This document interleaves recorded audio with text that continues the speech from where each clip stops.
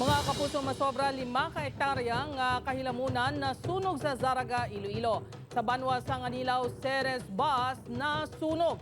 Ini ang gintutukan ni Tess Ordales.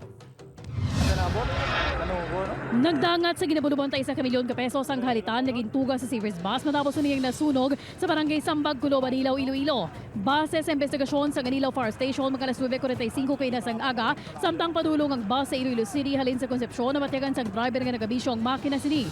Gilayon niya iningagin padulog kag sangin sikyarang makina sa likod nga porosyon sang bus na diskubrihan nga nagakalayo ra ini. May kaugalingon nga fire extinguisher ang bus sa pangwala na sini na sarangan ng kalayo. Napalong lang ini sa nagabot ng mga bumbero sa Anilao. May 45 ka mga pasahero ang bus sa pangwala man sa nakaagom sang kasamaran na samo nga insidente.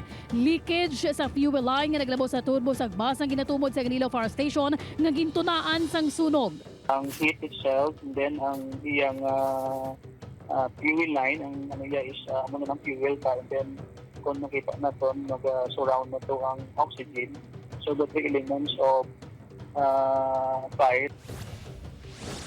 Gintupok man sang kalayo masobra 5 hektarya kahilamunan sa banwa sang Zarraga, Iloilo pasado na 7 kagabi. Nagumpisa ang kalayo sa barangay Baludos sa madasig nga naglapta magod sa mabaskog nga hangin.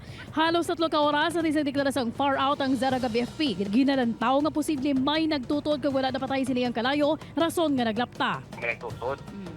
Kasi ang muna pinaka-mainstream nga mas pagali ang paghawan mo. Alam kasi siguro hindi alam masarangan nga pagtakbo ni pumunto nga around 6 o'clock may gadapok. Sas Ordales, 1 Western Visayas.